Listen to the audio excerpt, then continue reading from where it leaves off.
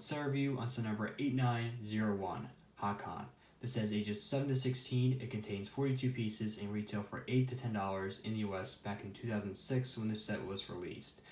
So this is actually one of the only Bionicle sets I have the canister, the packaging for, mainly in the later years. Actually, that's not true. I have some of the Glatorian canisters, but we're going to move Hakann here off to the side and take a look at the packaging.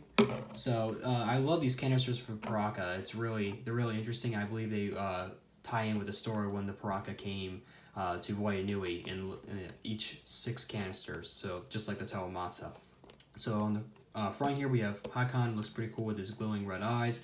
We have the set information here, which I already explained. We have a picture of Hakann out here, and it says his nickname is Hakann the Bully, and it says try me with the yellow arrow, and it's pointing up here where it says try me again, and it's showing right here is Hakann's, well, kind of face, not really mask, as the Paraka mainly have like a whole one assembly with their face and also spine. It's kind of like a rubber piece, which I'll show later.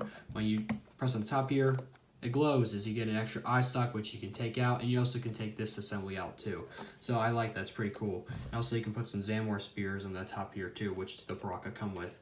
I only have one with Hakann right now, but you get like a couple of them, I believe. So turning to the back, we have Hakann, and it kind of shows the features, which I'll show shortly. And also, I'm not going to be showing this, but you actually can put the Paraka in their canisters, and then we have the other 5 Paraka. So yeah, that's pretty much it for Hakann's canister. We'll move off to the side. And let's take a look at the main Joe himself. So this guy doesn't really have any kind of features, but he's just a cool figure overall. I do love the color scheme of red, mainly dark red and some bright kind of Mata red, but it's mainly Metru Nui, or yeah, Metru red, which I do really appreciate. And he has a little bit of gunmetal gray, mainly on his torso, but it kind of fits him well with his weapons, which is the Zamor spear and also this other weapon, kind of like, yeah, his gun / claw kind of thing. So first, let's take a look at the posability. He has 360 degrees in his feet. You can move his lower legs forward and back and tilt them side to side. You can move the entire leg 360 degrees. And this guy's kind of hard to pose sometimes because some of his pieces are really loose. But other than that, he's pretty good with his posability. You move the hand 360 degrees on his left arm. You move his lower arm kind of 360 degrees, but they use the lower, most of the Paraka have the same build, and they use the Metru lower arm hand, or yeah, arm. And then the entire arm, you can pretty much move 360 degrees, but these spine pieces that Paraka have kind of get in the way of doing so. And also the head, you can move mainly side to side or mainly up, but like I said, the spine piece kind of gets in the way of doing that. And I just lost the Zamor spear.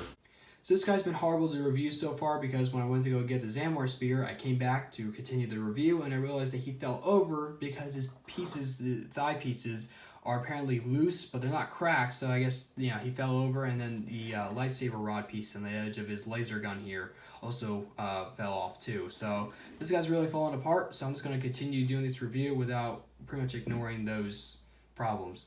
So the posability with his right arm is basically the same, but you can only move forward and back until it's side to side.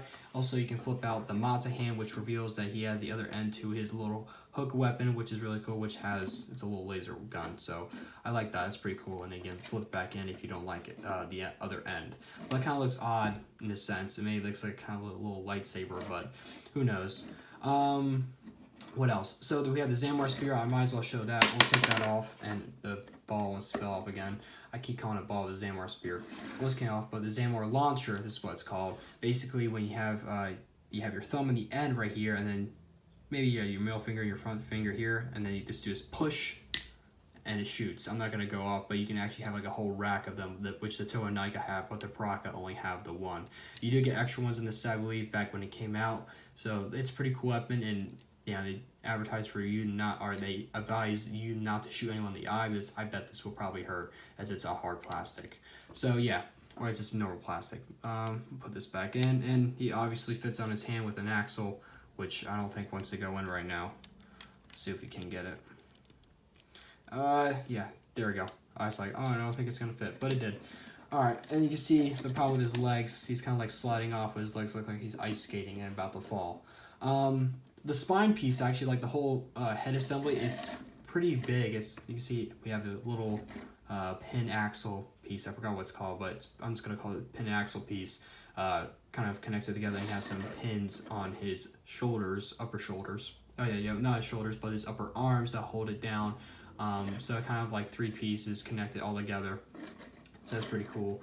And then the axle goes through the head, which looks kind of weird. Kind of looks like Frankenstein a little bit with like that, but it's kind of unnoticeable. But I understand why you need to have it there, because the normal 2 long axle won't usually fit this. They have to be like a 4 long.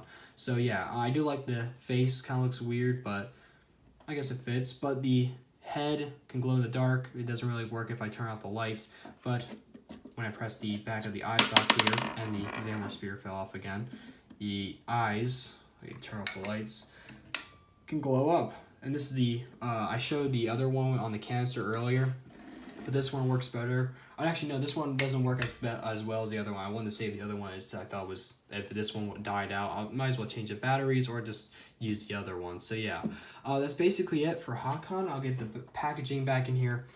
This review was pretty much a mess, I think, because this guy was just horrible to like, oh, hey, there's this, but this kept happening. The Xamarin Spear, I absolutely, launcher, I keep calling it Spear.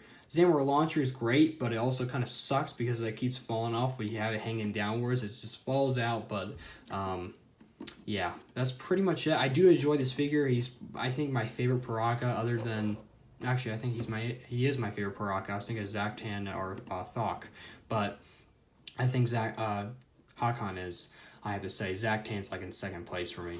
So yeah, that's pretty much it for Hakann. Other than that, I think overall, if you can get the figure without his pieces falling off or him falling down 1,000 times, I do recommend this figure. I would give him a 8 out of 10. He's not perfect, but he doesn't have any kind of like, oh, amazing features. But it's basically the Paraka are clone sets, but they have like different kind of color pieces or just different faces or kind of different weapons, which kind of makes them different from one another, which I do thoroughly enjoy.